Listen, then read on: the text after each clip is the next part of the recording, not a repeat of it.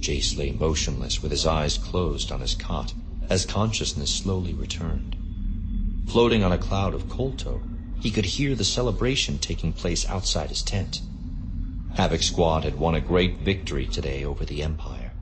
The Republic had been giving ground ever since the Sith had first reappeared and seized Korriban. Reclaiming Alderaan was a morale boost the troops desperately needed. The songs and laughter of the soldiers from outside the tent sounded as if they were coming from a great distance, muted by the drugs that numbed the pain of his disfigured face. The explosion from the grenade he'd clutched in his hand while tackling Darth Malgus had scarred him for life. But his desperate actions had saved Satele Shan's life, just as her unexpected arrival had saved him from execution at the hands of the Sith earlier in the battle. "How are you feeling?" A gentle voice cooed in his ear, and he opened his eyes to see Satele hovering over him. "Muddled," Jace said with a smile. "Kolto's making me a bit woozy."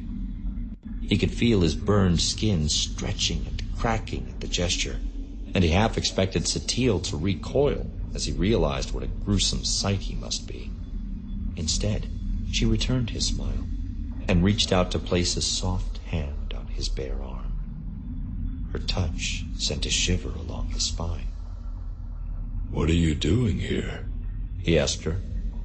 "On Alderaan, I mean." "I had a vision," she told him.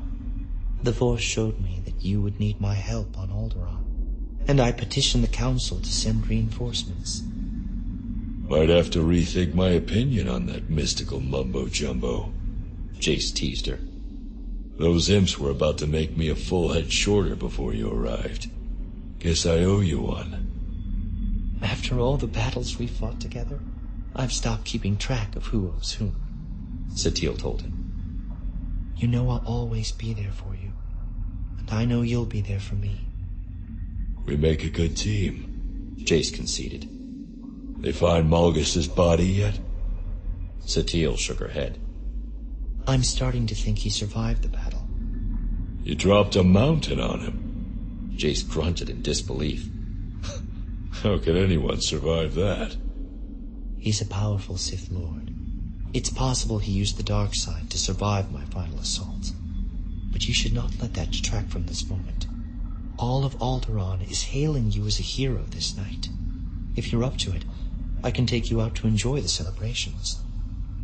"I'd rather stay here in my tent, alone with you." Satele tried to dismiss his comment with a laugh, but there was a nervousness in her reaction that Jace could sense even through the fading fugue of the painkillers in his system. "I'm serious, Satele," he said. "You know how I feel about you.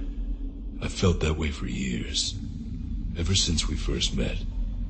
"That's the kolto talking," she said, though she sounded unsure. "The kolto's just giving me the courage to say what I've felt this entire time," Jace insisted, sitting up and clasping her hand between his. "Or maybe it's knowing I was only seconds away from death.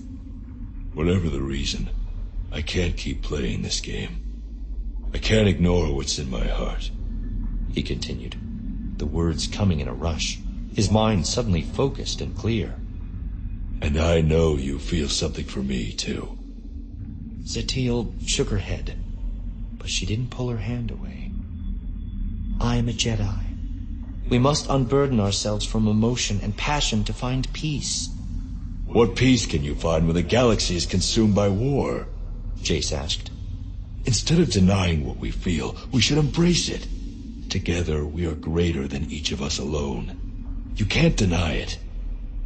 "I'm a Jedi," she repeated, though Jace could tell her resolve was weakening. "There have been Jedi who fell in love," he said. "The Order pretends it never happens, but we both know that isn't true." Satele was silent for several moments. When she spoke, her voice was little more than a whisper. "I feared this moment since we first met," she told him.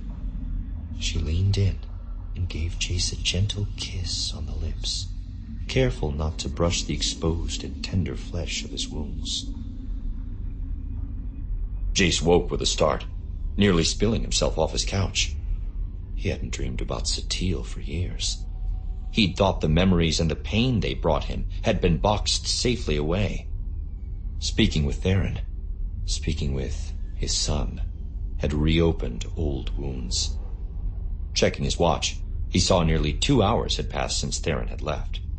That would explain the crick in his neck. The couch was fine for a brief power nap, but it was no place to spend the night. Grunting like a man decades older, he forced himself to his feet and staggered off to bed, wondering if his nights would now be haunted by the only woman he had ever loved.